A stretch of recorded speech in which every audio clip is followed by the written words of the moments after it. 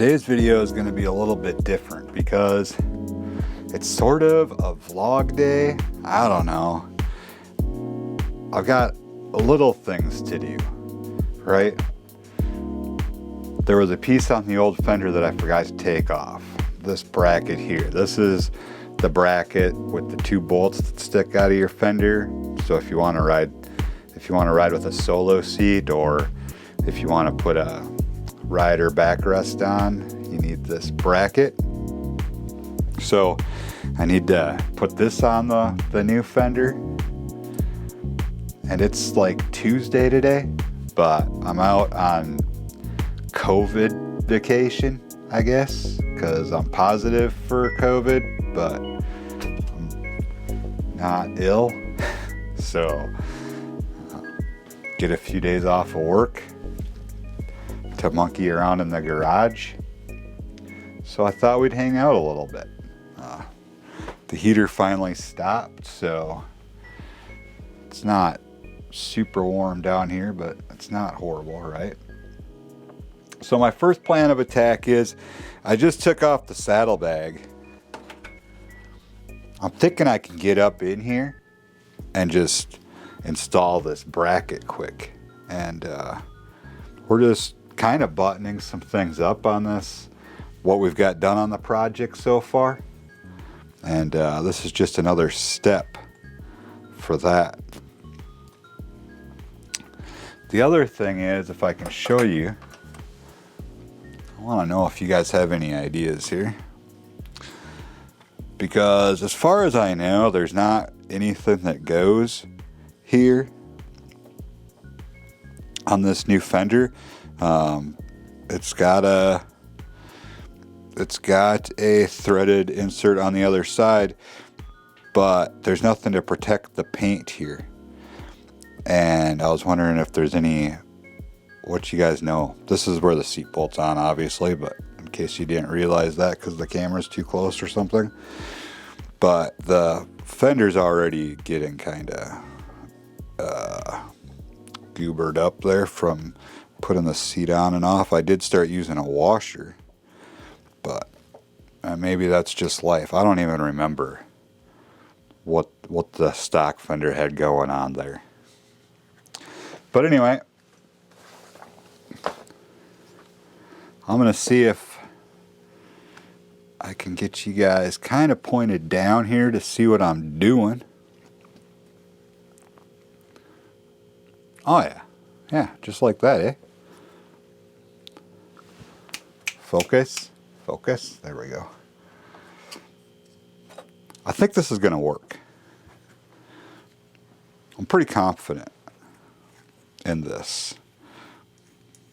I thought maybe I was gonna have to take the whole seat, the whole fender off again, which I have had it off and back on, and it was easy. I know in that other video, when Gavin and I put this fender on, we struggled a bit, and I don't know why, honestly, but we did, and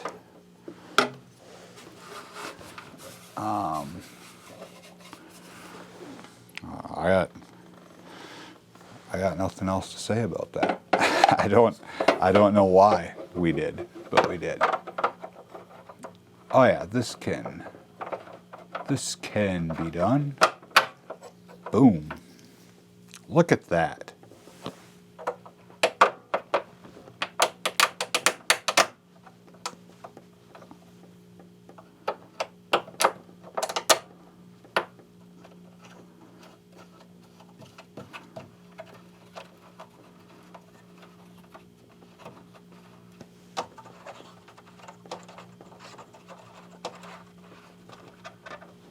Oh yeah.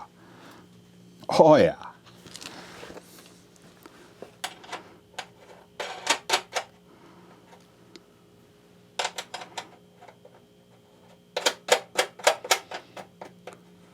Easy peasy. Got my fresh Dixon dirty already. I believe these were like 7/16.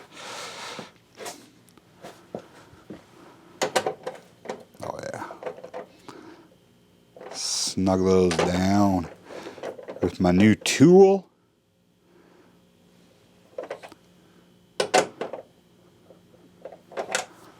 So that took a lot less time than I thought, actually. What else are we going to do today? I just wanted to take a minute in this video to thank Ty Everson. He commented on that video for the fender install a few days ago and mentioned two things, which I'm going to point out to you. One is that bracket that we just put back on. He reminded me of that. And then I just want to show you this other one real quick, but I think I might need a light. And hopefully I can get the camera down here and you can see something besides exhaust. Ah yes, here we are. You are now underneath the rear fender. This wire here for the tail light. There was a spot in my video where this was hanging in front of this bracket right here. Ty was concerned about it, you know, getting up against the tire or something like that. So the point I'm making here is it's ran between that bracket and the fender. So much safer location for it there. And that's what we're looking for. So just wanted to point those two things out, and I already thanked him in the comment, but wanted to give him a public thank you, because it just seems like the right thing to do, you know? I knew this light was going to be handy. I just knew in my heart that it was worth the investment. And it is. I love that light. So worth it. All right. I don't know. We're going to find more to do today, probably. It's early. But right now, I don't know. So I'm just going to kind of work on the garage, putz around. I thought that was going to take a lot longer than it did, because I was planning on taking the whole fender off. But I'm not mad that I didn't have to. I'm not mad. All right. I was trapped in the world losing gravity. It's a big mistake for a good damn boy like me.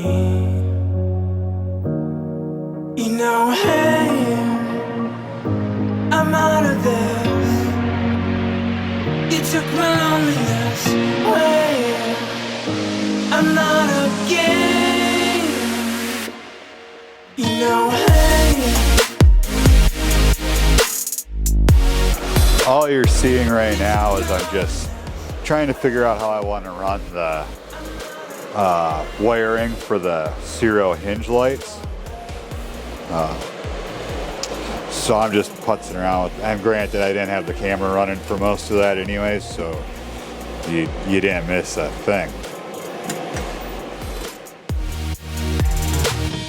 I was trapped in the world losing gravity. It's a big mistake for a good damn boy like me.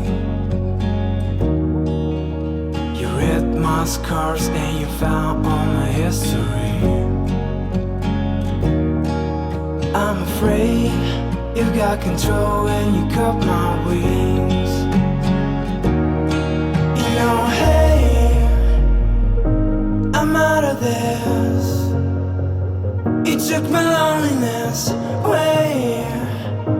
I'm not a game in your way. In your way.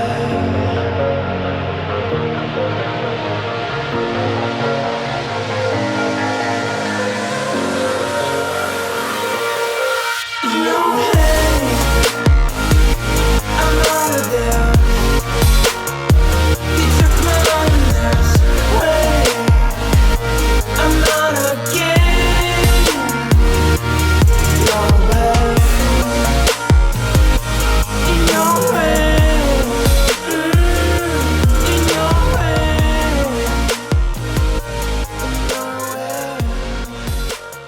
installing the twin rail footrests from Ciro 3D. Should be pretty basic, pretty easy video today. Actually installing these on the Ciro frame mounted highway mounts. Originally I just put these on, these are the ones I had, but they're chrome. And for the Road Glide refresh, anything new I put on has got to be black. So we're going over to these. Plus they're a little wider, so they're gonna offer a little more real estate for your feet to relax on those long trips. And that's it. So like I said, it's gonna be an easy install video, but let's get over to the tabletop, see what's in the packaging, and get a closer look at these guys. All right, what you're gonna get in the packaging are your 2 footrests right here, 2 flat washers, your 2 1-inch bolts, like a 16 or 18 thread there, 18 whatever, and 2 footrest adapters. So very easy peasy, that's what you're gonna get. Tools for this job will include, but are not limited to, a 3/8 drive ratchet, a 5/16 hex socket, we've got a 6-inch extension bar, and we have my fancy new DeWalt T-handle tool here, which I'm actually really enjoying already. I'll drop a link for this baby down in the description in case you need to grab one for yourself. That's it. Let's get over to the bike. Alright, to get things started, we just need to get the old foot peg off of here that I just had on for the time being.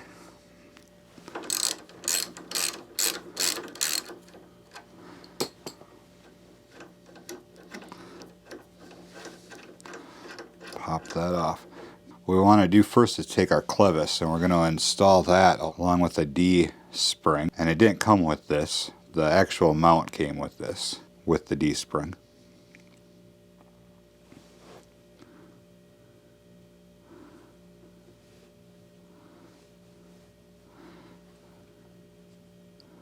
And then don't get these bolts mixed up because they're 2 different thread sizes.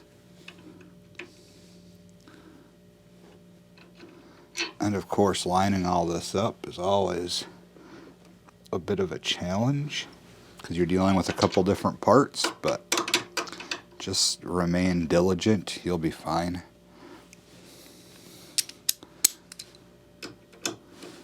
So this gets tightened down to 25 foot-pounds. I don't have a torque wrench as we've talked about in previous videos, so what is 25 foot-pounds? I don't know.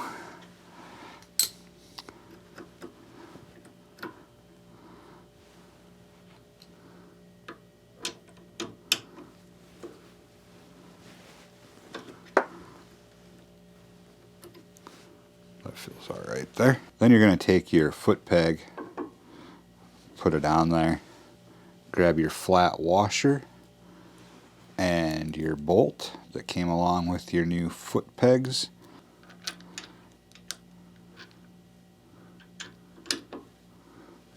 And this is not going to work. See, this is another job where socket bits just don't work for this kind of stuff, which makes things complicated for me because I don't have a T-handle hex wrench.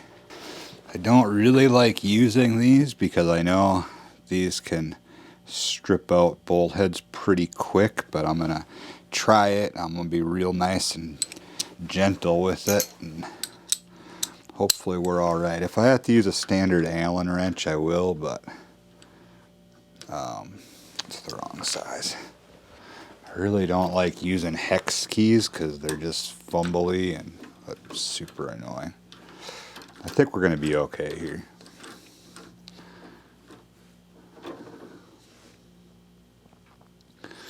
And we're going to kind of choose a position that looks comfortable to us, and we'll tighten her down a little bit and then give it a try and see if we're happy with the placement we've chosen before we really get carried away.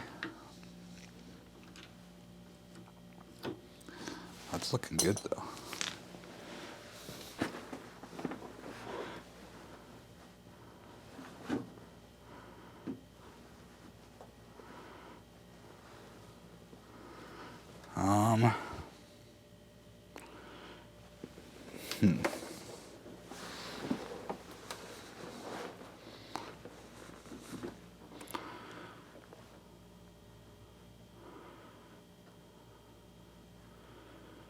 think I want to go back a little bit more with it.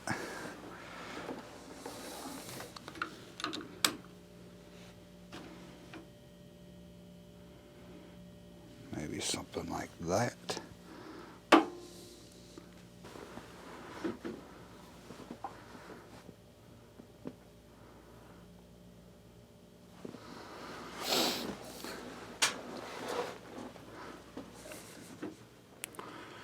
Yeah, that feels pretty good.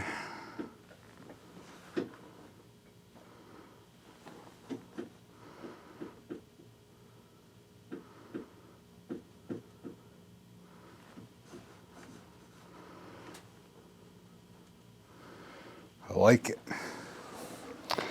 I like it.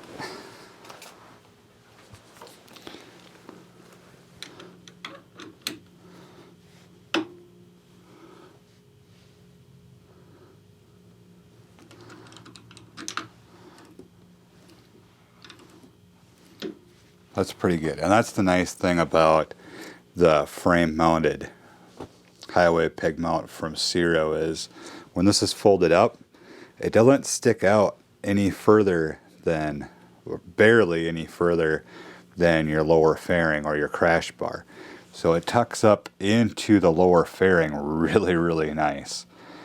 And you don't have anything sticking out from your bike, where if you have highway bars or highway peg mounts, they're going to protrude a little bit. So this is nice and just streamlined, and I really like how these work.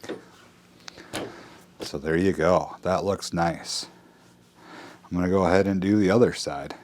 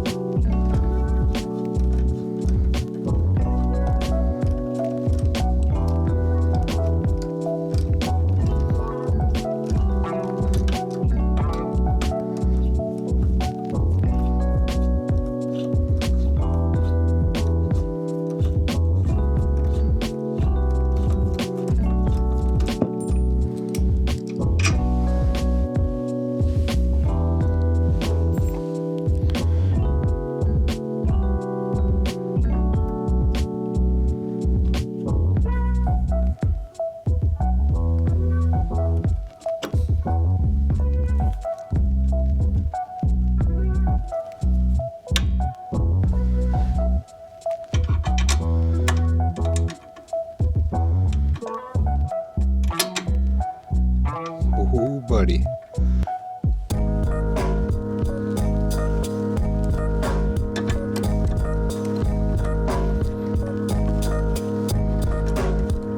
Look through there. We're getting her lined up, eh? Nice. Making it look easy, bud.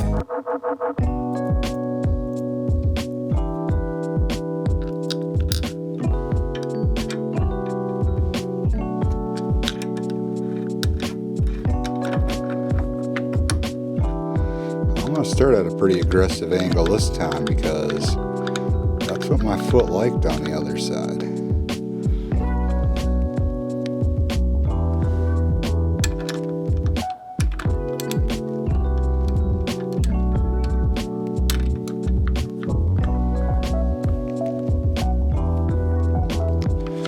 So we'll try her out once again.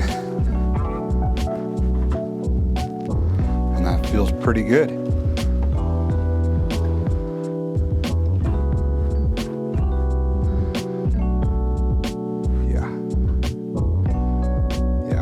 There. Both sides feel real good. I'll have to have Ciro explain to me the click thing. I mean, it's nice because you could have it up in like whatever position you want, I guess. But it's not like strong enough to, I mean, I guess it's to keep it from just flopping, I suppose.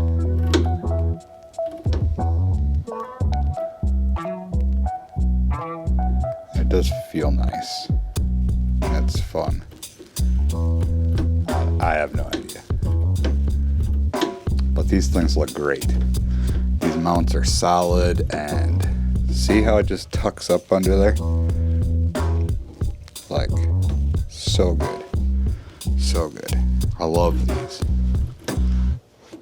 Awesome. And that, my friends, is where we're at for the foot peg mounts.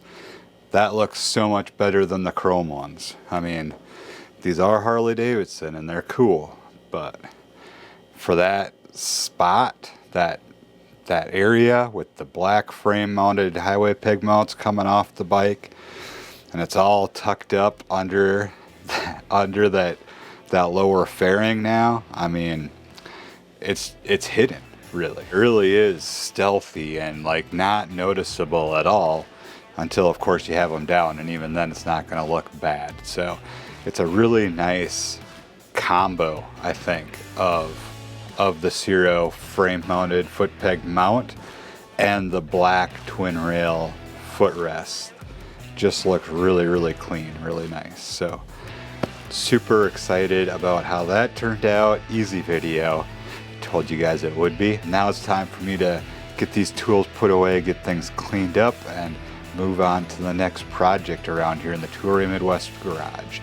So stay safe out there as always. Have a good one, and we'll catch you next time on Touring Midwest.